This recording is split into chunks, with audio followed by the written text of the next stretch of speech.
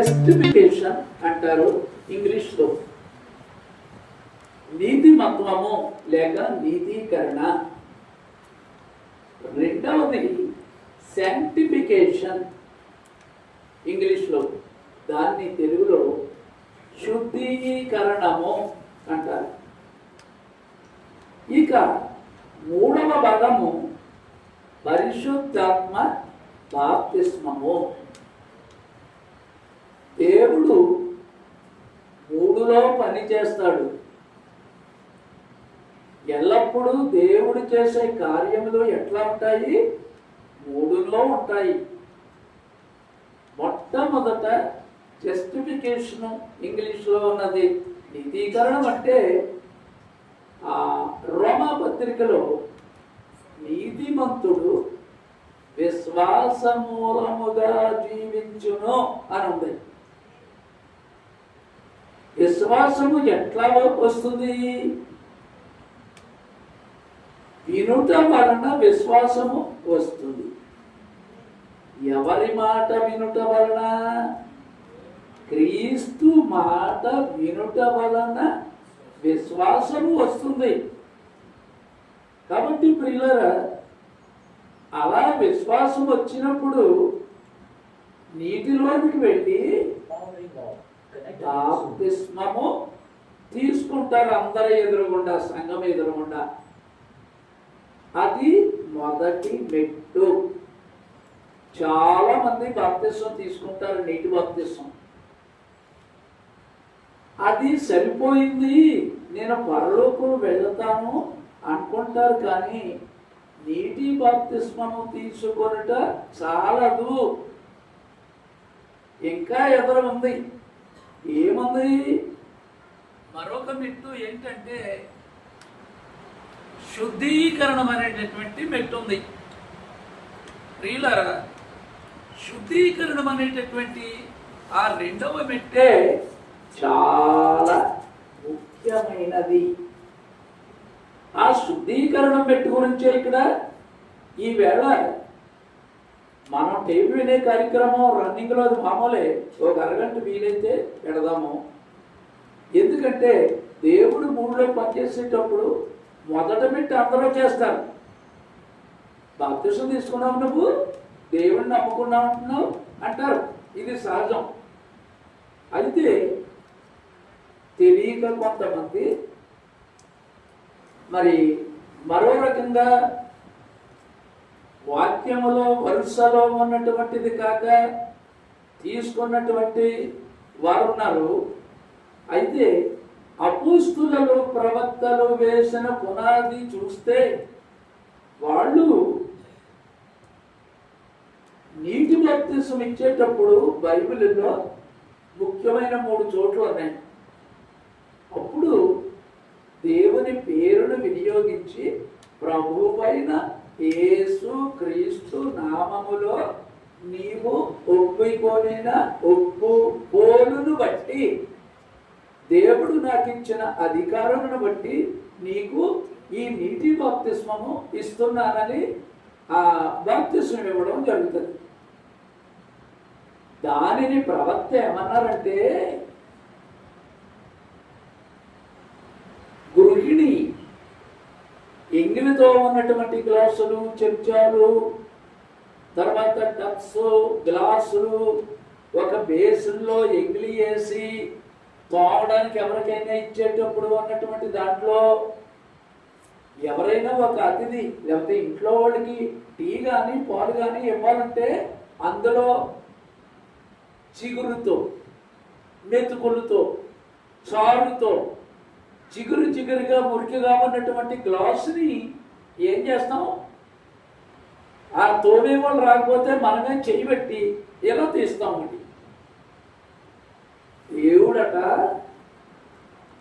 దేవుడిని నమ్మిన తర్వాత నీవు నీటి బాప్తిస్మం తీసుకుంటే ఇప్పుడు ఆ బేసిన్లో ఉన్నటువంటి వస్తువులలో నీకు కావలసినటువంటి టీయో పాలో పోయడానికి ఒక పైన చిగురుగా ఉండి ఎంగిలిగా ఉండి అంట్లో ఉన్నటువంటి గ్లాసుని నువ్వు ఎలాగైతే తీస్తున్నావో దేవుడు కూడా దేవుడిని ఎరగకుండా నీవు ఇంతవరకు లోకంలో తిరిగి ఆచార ప్రకారంగా గుడికి వెళ్ళినా ఇప్పుడు దేవుడిని నువ్వు ఒప్పుకొని అందరి ఎదురుగా ఇదిగో ప్రభువా ఈ నీరే సత్యము. నీరంటే అది లోకంలో ఉన్న మామూలు నీళ్ళే కానీ వాక్యం అనే నీరు. ఆ నీటి బొట్టులను చూసుకుంటే వందలు, వేలు, లక్షలు, కోట్లు ఉంటాయి. నువ్వు మునిగినటువంటి ఈ బొడ్డులోకి నువ్వు నీటిలో నిన్ను ముంచేటప్పుడు ఆ నీళ్లు ఒక్కొక్క చుక్కగా చూస్తే లక్ష బొట్లు ఉంటాయి. అందులో నిన్ను ఏం చేస్తున్నారు? ప్రతి నీ నోట నుండి వచ్చు ప్రతి మాట ఎక్కడి నుంచి నేను విని నీ సంగమనకు వచ్చి సహవాసములో ఉండి నీకు దశమ భాగం ఇచ్చి నేను నీ సేవలో ఉంటాను అయ్యా, ఇక నుంచి నీ కుమారుని అవ్వడానికి నేను ఈ నీటిలో దేవుని సంఘము ఎదుట సాక్ష్యం ఇస్తున్నాను అంటావు అన్నమాట. నువ్వు తీర్మానమే చేసావు కానీ ఎంగిలి గ్లాసులాగా ఉన్నావు దేవుని చేతిలోకి వచ్చాక, బాప్తిసం తీసుకున్నా కానీ. అందుకే కొంతమంది బాప్తిసం తీసుకున్నా ఇంతకుముందు తాగడు మానేసాడు. 3 నెలలు అయింది. ఆ తాడి చెట్టు కట్టి వెళ్ళేటప్పటికి ఆ కొండ మీద ఉన్నటువంటి నొరగ చూసేటప్పటికి ఎంట్రుకలు వెనకపడుతుంది. అలా చూస్తాడు, శోధింపబడతాడు. కారణం ఏంటి? ఒక బిడ్డే అయింది నీకు, ఏమవ్వలేదు. యేసు రక్తం వచ్చి లోపల కూడా మచ్చ, మడత, కళంకము ఉన్నటువంటి దానిని ఏం చేయాలా? మిక్స్ విపోరబ్ వచ్చి ఎలాగైతే నీకు పరిశ్రమ, నీకు జలుబు ఉందా అని మీ అడ్వర్టైజ్మెంట్లో చూపించినప్పుడు ఎర్రటి మార్పు వచ్చి ఈ ఊపిరితిత్తులన్నీ కూడా శుభ్రం చేసి జలుబు పోయిందని చూపెడుతుంటాడు అడ్వర్టైజ్మెంట్లో. మీరు చూశారు. యేసు రక్తం కూడా మనకి జీవితంలో ఎప్పుడు వస్తుంది? నీటి బాప్తిసములో నువ్వు కేవలం ఒప్పుకొని ఎంగిలి గ్లాస్ లాగా ఉన్నావు దేవుని చేతులు. దేవుడు ఇప్పుడు నిన్ను ఏం చేయాలి? ఆయన రక్తము చేత, యేసు క్రీస్తు రక్తము చేత కడగబడాలి మనం. రెండవది ఇది చాలా ముఖ్యమైనదండి. చాలా మంది బాప్తిసం తీసుకున్నారు కానీ రెండవ మెట్లోకి వెళ్ళి యేసు రక్తం వచ్చి హృదయ శుద్ధి గలవారు ధన్యులు, వారు ఎవరిని చూస్తారు? దేవుణ్ణి చూస్తారు. ఎక్కడ? మొదట నీటి బాప్తిస్మములోనా? నో నో, కానీ అది కావాలి. అది నీకు నీటి బాప్తిస్మము ఒప్పుకొని దేవుని ఇంటిలోకి వచ్చావు. ఇంకా నువ్వు కుమారుడిగా పుట్టేయడం కూడా కాదు.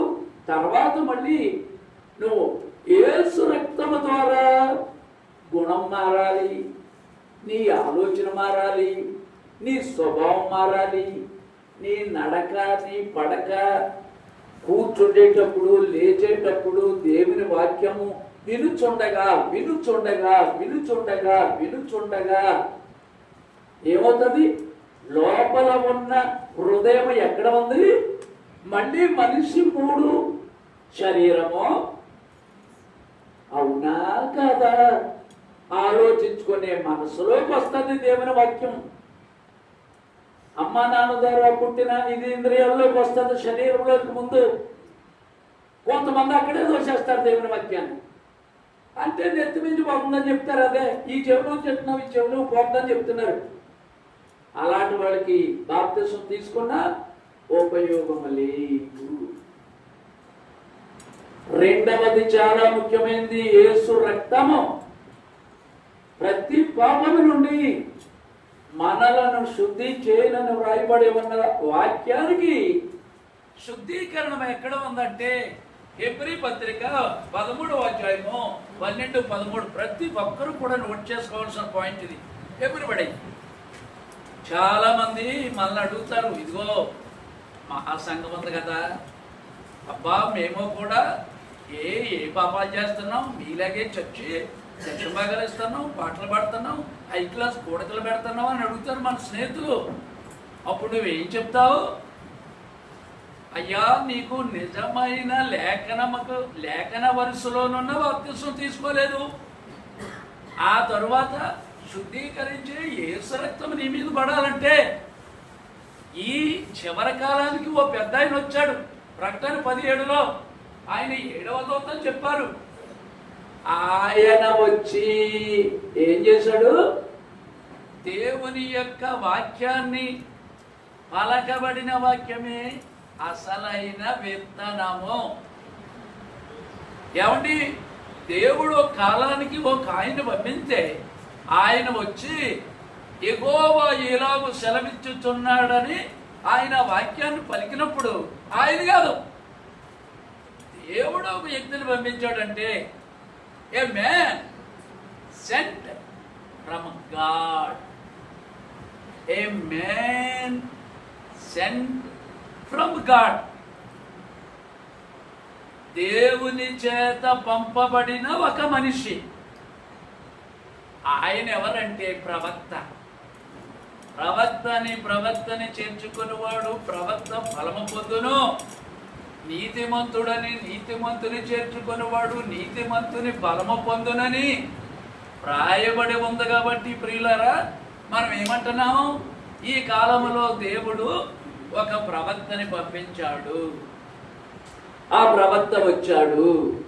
ఆ ప్రవక్త వచ్చి ఈ కాలమునకు నిర్ణయించబడిన వాక్యమును యెహోవా ఇలాగు సెలవిచ్చుచున్నాడని పరిశుద్ధాత్మ చేత పలికాడు. ఆత్మ అంటే దేవుడు. ఆత్మ అంటే దేవుడు ఎవరి ద్వారా మాట్లాడాడు? ప్రవక్త ద్వారా. అందుచేత మన పునాది ఎవరి మీద ఉంది?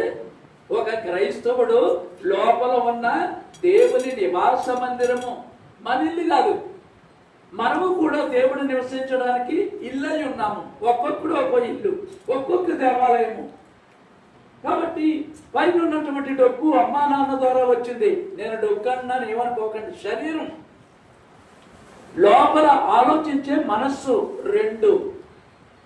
దాంట్లోంచి మధ్యలో పెట్టబడిన గడియారానికి ఇలాగ కొట్టి చిన్న ముళ్ళు, పెద్ద ముళ్ళు, గంటల ముళ్ళు టైం ఎలాగా చెప్తుందో దేవుని నోట నుండి వచ్చు ప్రతి మాటని మనం తీసుకున్నప్పుడు యేసు రక్తం వచ్చి ఏం చేస్తుంది?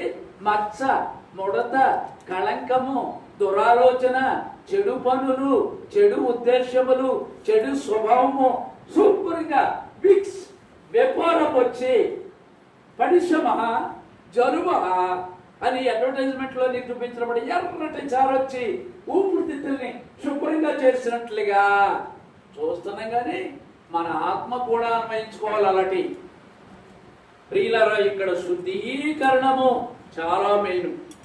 ఈ శుద్ధీకరణము పొందడం అంటే దీనికి వాక్యము హృదయ శుద్ధి గలవారు ధన్యులు, వారు దేవుని చూచేతడు. దీనికి కనెక్షన్ వరడింది, రిఫరెన్స్. అప్పుడు దేవుని సేవ గురించి నువ్వు సిద్ధంగా ఉన్నావంట. ఆడదానివైతే కూతురు అయ్యావు, మగోడైతే కొడుకు అయ్యాడు.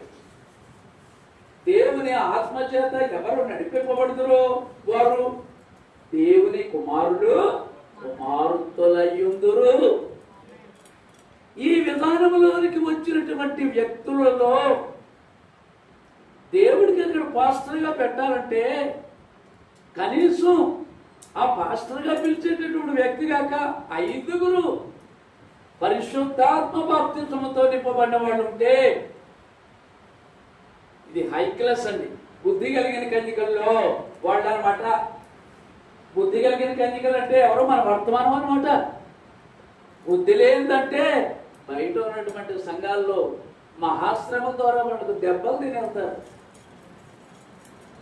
మనకు అలాంటిది లేదు. మనకు మనమే శిక్ష వేసుకోవాలి. ఎవడో వచ్చి మనకు శిక్ష వేయడు. పొరపాటు చేసిన తర్వాత ఇప్పుడు కాకపోయినా సూర్యుడు ఉదయించే లోపల కోపపడుడి, కానీ పాపము చేయకుడి. ప్రియులరా, అంటే అంతరింద్రియ పరిశోధకుడు వచ్చి రాత్రి జాములయందు వండుకొనినప్పుడు భక్తుని పడ ఎక్కడ తెస్తుందంట? బసలోకి వెళ్ళాక తెస్తుందంట. యుద్ధరంగం. ఇక్కడ నిలబడుతున్నప్పుడప్పా ఎలాంటి వాక్యం చెప్పాడు అనుకుంటాం? ప్రసంగించే వాళ్ళందరూ ఎలా అలా చెప్తే బాగుండు అనుకుంటున్నాను నేను. కానీ సంపూర్ణులాగా మాట్లాడుతుంటే అలా మాట్లాడొద్దు. విధానం 1వ తరగతి 2వ తరగతి ఎలిమెంటరీ స్కూల్ 5 తరగతులు లేకుండా హై స్కూల్కి ఎట్లా పోతావయ్యా? 6 నుంచి 11 అంటే ఇప్పుడు మీరు 11 అంటే అక్కడ SSLC అని 11వ తరగతి ఉంటుంది మేము చదువుకున్నప్పుడు. నేను 11వ తరగతి చదివాను. మీకు ఎవరికి తెలుసు? SSLC secondary school leaving certificate అని. అది లేకుండా కాలేజీకి ఎట్లా పోతావు? 3 దశలో. దేవుడు 3లో పని చేస్తాడు అయ్యా. మధ్యలో ఉన్నది ప్రమాదం. మధ్యలో ఉన్నది ఎలాంటిది? పిల్లోడు కంటున్నప్పుడు తల్లి ఎలాగైతే ముందు ముందు ముందు నీరు, తర్వాత రక్తము, తర్వాత బిడ్డ జీవముతో బయటపడతాడు. మళ్ళీ 3 అక్కడ. తండ్రి యొక్కయు, కుమారుని యొక్కయు, పరిశుద్ధాత్మ యొక్కయు, మళ్ళీ 3 అక్కడ. ఒకే దేవుడు 3 కార్యాలయములలో పనిచేశాడు ఆయన. పైన ఉన్నప్పుడు జ్వాహు యెహోవా అని అంటున్నారు కానీ తెలుగు బైబిల్లో ప్రవక్త గారు చెప్పారు, మన పలకలేమది. జ్వాహు ఉన్నవాడు తండ్రి. 40 మంది ప్రవక్తలు మమ్మల్ని చంపుతున్నారు అనుకుని దేవుడే మానవాకారంలో పడ్డాం అనుకుని అమ్మాయి పెళ్లి కానటువంటి పిల్లని పిలిచి యేసు అని పేరు పెట్టమన్నాడు. బైబిల్లో మన యేసు లా యేసు చాలా మంది యేసులు ఉన్నారు. అపోస్తల కార్యాలు 10వ అధ్యాయంలో ప్రభువు అయిన యేసు క్రీస్తు. నేను అనుకున్నాను యేసునామ సంఘస్థులు పంచేవాళ్ళు ఈ పుస్తకాలు ఎప్పుడు 1983 నుంచి 2000 వరకు. అబ్బా బ్రహ్మాం గారు పార్టీ వాళ్ళని పట్టాడు, మనవాళ్ళు అనుకున్నాను నేను. కొంతకాలం చేసినప్పటికి భారతదేశం ఎలాగెత్తున్నాడు? ప్రభు అయిన యేసు లేదు, యేసునామం ఎత్తున్నాం మేము చాలా గొప్ప అని చెప్పుకుంటుంటే ఈ వర్తమానాలు తెచ్చి నేను ఎక్కడ రౌతులపూడి ఏరియాలో పనిచేసేటప్పుడు యేసునామంలో బాప్తిసం గొప్పదని చెప్తే ఊరుకోయ్యా. యేసు ప్రభువుని కాకుండా నేనే ఉండకుండా మళ్ళీ ఇలాగంటాడు. ఈ పాస్టరు పెట్ల దేవదాస్ అని మొలపూడిలో ఉన్నాడు. ఎలాగంటాడు? యేసునామంలో బాప్తిసం ఏంటన్నాను. కొన్ని సంవత్సరాలకు మా ఇంటికి వచ్చి రాజమండ్రి నుంచి ఫ్రాంక్ గారని ఒక పెద్ద దైవజనుడు ఉన్నాడు. బ్రహ్మాం గారు వర్తమానాలు వేసి ఎప్పుడూ లేవు అసలు. ఫస్ట్ మా ఇల్లు కట్టుకున్న ప్రతిపాడు వచ్చి ఆ కట్టెలు అగిస్తున్నాడు ఇద్దామని. ఎప్పుకో ఎందుకు ఎప్పుద్దన్నాను? ఏ శ్రమలో బాప్తిసం ఇస్తాము నీకు లేదని ఉన్నాను. ఊరుకోరా బుద్ధి లేనుడా. యేసు ప్రభు కాకుండా యేసు ప్రభు చర్చలోకి ఎలాగెళ్తాను నేను? కరగట్టిన బాప్టిస్టులు వచ్చి ఆ ఫెలోషిప్లోకి వెళ్ళాను, భక్త సింగ్లోకి వెళ్ళాను. అబ్బా బోల్డ్ సంఘాలు తిరిగాను. ఏంటి ఎలాగంటావు? యేసునామం అంటావేంటి? యేసు ప్రభునే నేను అంగీకరిస్తాను, మళ్ళీ బాప్తిసం అంటావేంటి? ఎక్కడ తెలిసింది నాకు? ప్రతిపాడులో బ్రహ్మాం గారు వర్తమానం ఇస్తుంటే వద్దు అసలు ఎప్పుకో నాకు వద్దన్నాను నేను. ఇదేటయ్యా బాబు? బ్రహ్మాం గారు అంటున్నావేంటి? ప్రతిపాడు వస్తే వద్దన్నావు, ఇప్పుడు బ్రహ్మాం గారు అంటున్నావేంటి అన్నాడు. తర్వాత ఎలా చెప్పాడు నాకు? ఎలా చెప్పాడా? యేసునామంలో బాప్తిసం లేదని మొదలెట్టాడు నా దగ్గర. అప్పుడు నాకు వర్తమానం లేదు, మెసేజ్ చేస్తున్నాను. తర్వాత 83లో వచ్చిందాకుండి అయ్యో మోసపోయిన అతను చెప్పిందే కరెక్ట్ కానీ యేసునామం కాదు, ప్రభు అయిన యేసు. లోకములో అందరికంటే అందరికీ ప్రభావం ఉంది.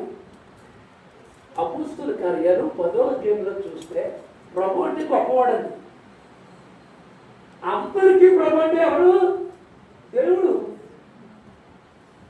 కాబట్టి అక్కడ బాప్తిజం ఇచ్చినప్పుడు యేసునామ సంఘం వాళ్ళు ఇచ్చింది సరిపోలేదు. చర్చ్ ఆఫ్ క్రైస్ట్ వాళ్ళు మేము యేసు క్రీస్తు పేరుని బాప్తిజం ఇస్తున్నామని వాళ్ళు అన్నారు. అది కరెక్ట్ కాదు. వాళ్ళకి ప్రవక్తలు అపోస్తలులు ప్రవక్తలు వేసిన పునాదులే దానికి చర్చ్ ఆఫ్ క్రైస్ట్ వాళ్ళకి.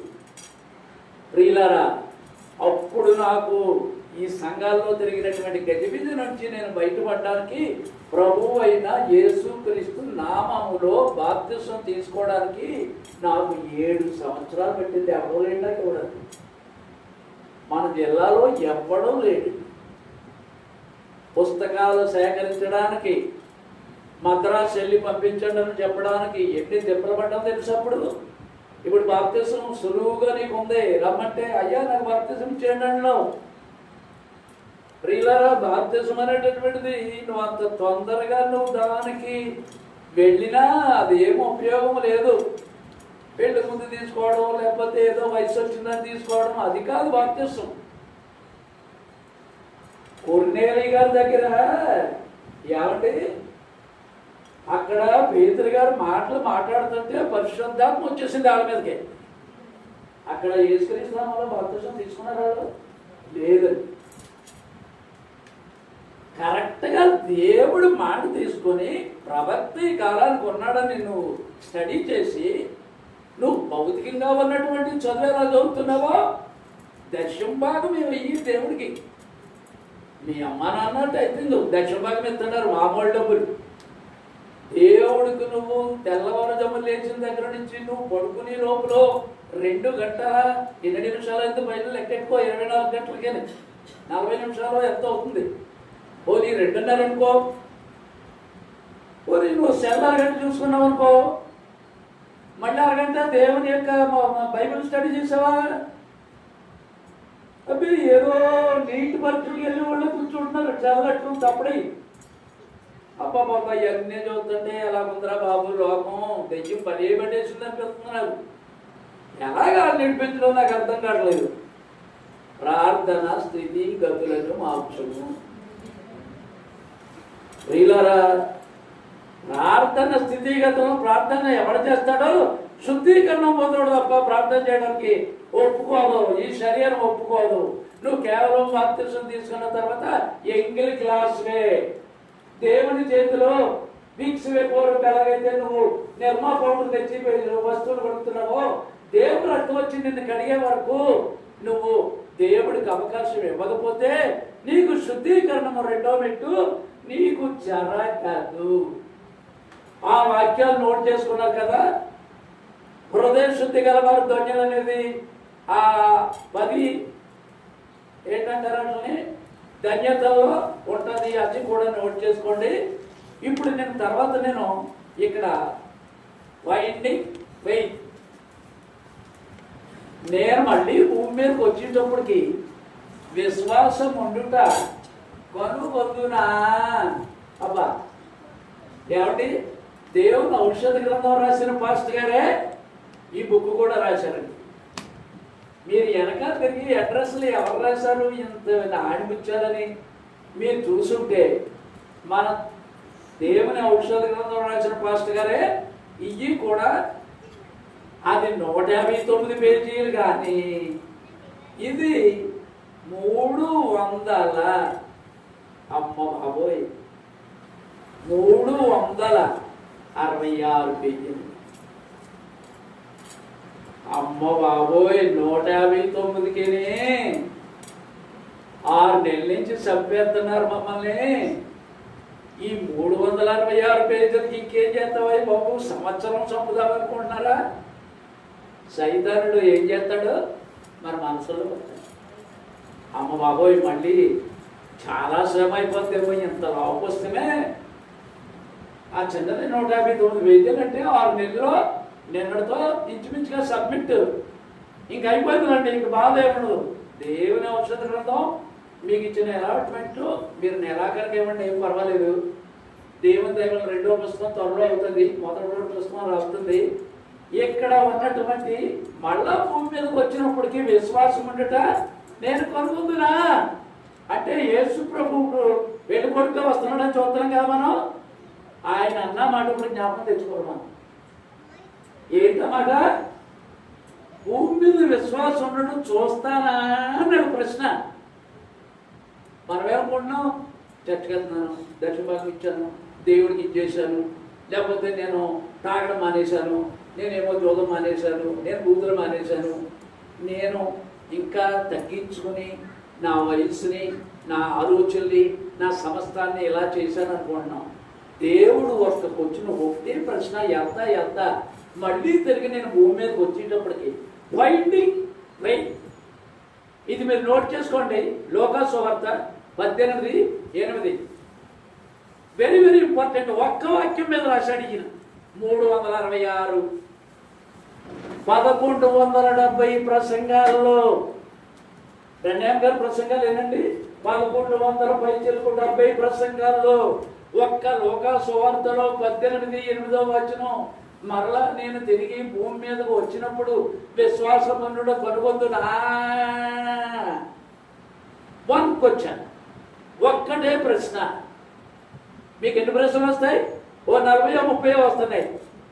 మీరు సంవత్సరం అంతా కష్టపడి చేసిన దానికి. కానీ దేవుడు మనకి ఇచ్చినటువంటి ఓన్లీ వన్ క్వశ్చన్ ఎదురుగుండగా ఎప్పుడు పెట్టుకోవాలి. ఇది ప్రియులారా, నేను ఇది నిజంగా టైమ్లీ మెసేజ్ అనుకున్నాను. ఈ పుస్తకం ఇచ్చినప్పుడు వీళ్ళందరూ కూడా ఈ గ్రంథం అయితే చాలు, ఇందులో ఇచ్చేసి పంపించేయమ్మా అంటే, రూత్ వచ్చి నాతో ఏమని చెప్పిందంటే, ఇది ఇస్తాను డాడీ, ఒక్కో చిన్న చిన్న ప్రసంగాలు అలాట్మెంట్ చేసుకొని తీసుకుంటారు, ఫోటోలు తీస్తానని చెప్తే, ఇక్కడ నిజంగా మీరు ఎంత ధైర్యం మీకు ఇచ్చాడని నేను చాలా అప్రిషియేట్ అవుతున్నాను. మీరు ఎప్పటికి ఇది ఇచ్చినా ఇవ్వమని కాదు నాకు.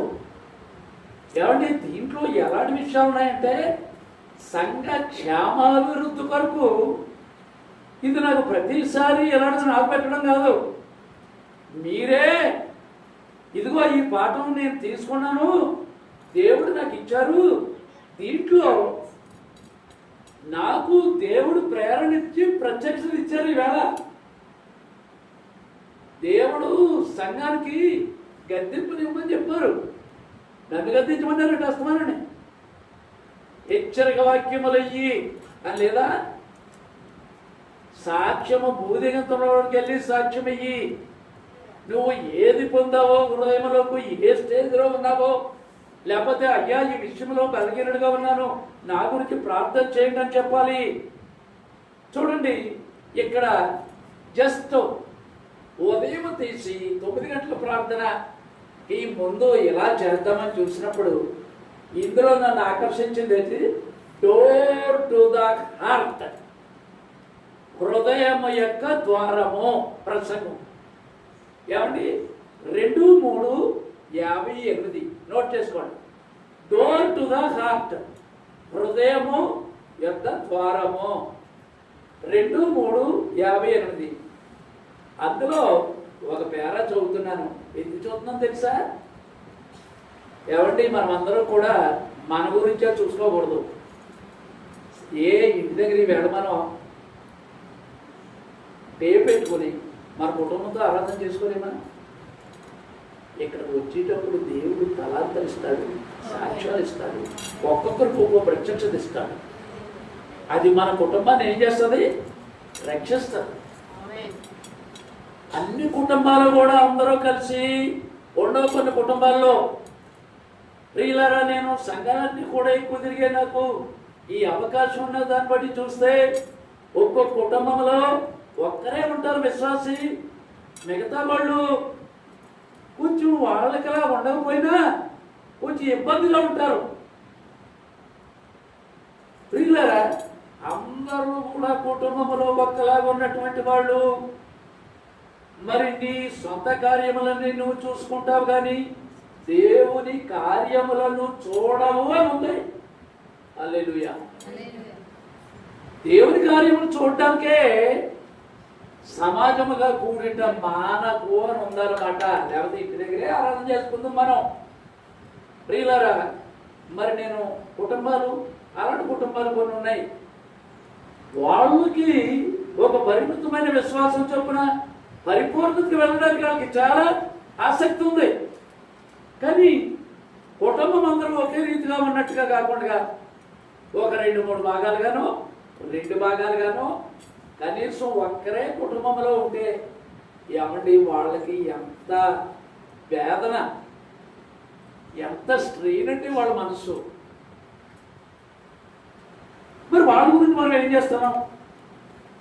మన కుటుంబం బాగుంది, పర్వాలేదా?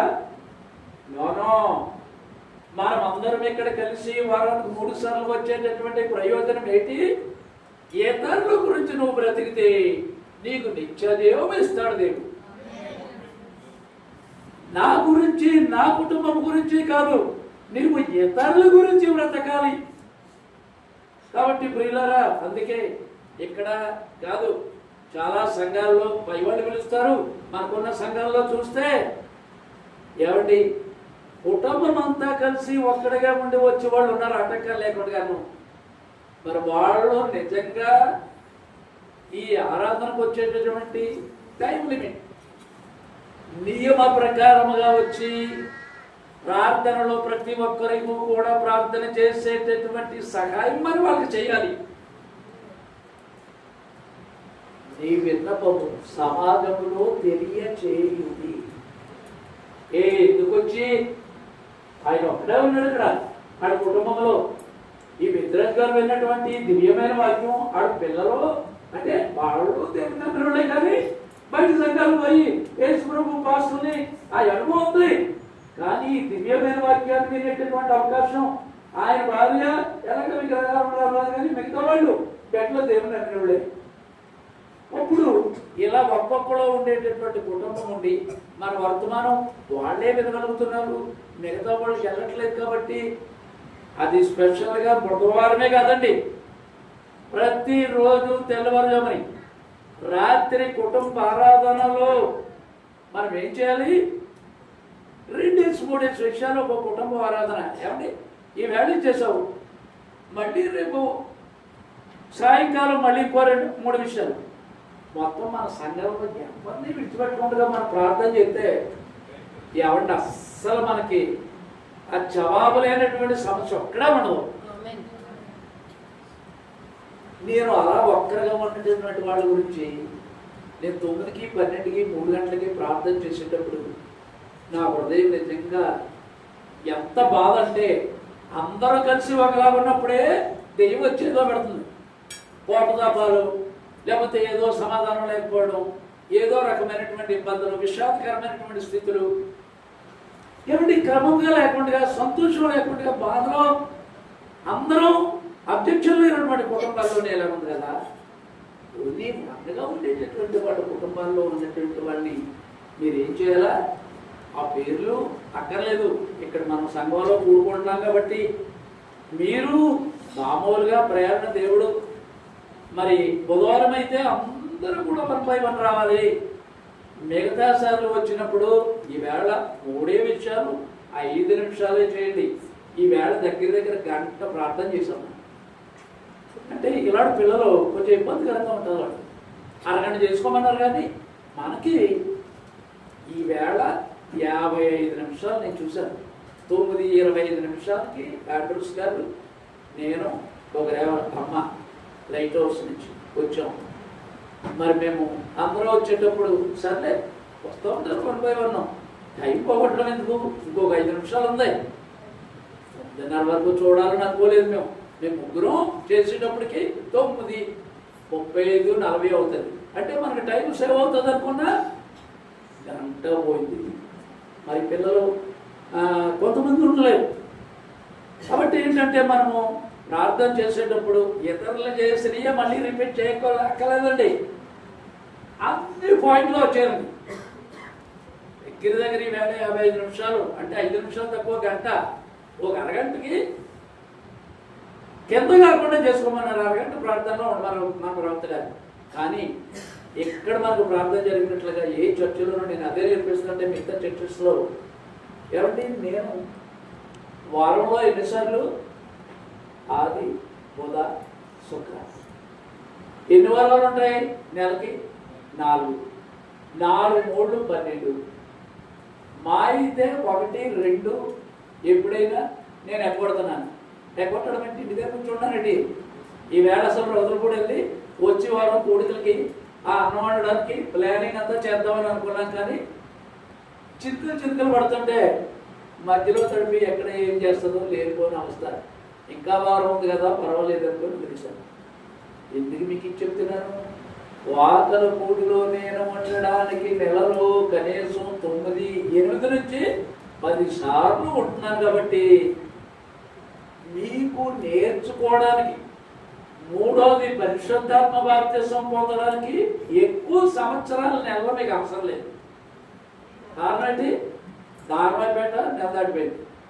ప్రభుత్వం కూడా అయితే 2 నెలలు అవుతుందేమో, లేకపోతే నెల అన్నా దాటింది. ప్రతిపాడు కూడా దగ్గర దగ్గర 20 రోజులు.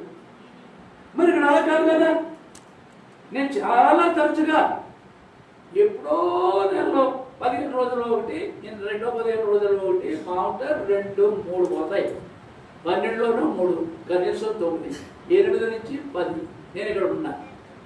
మరి మీకు ఎలాంటి అవకాశం ఉంది?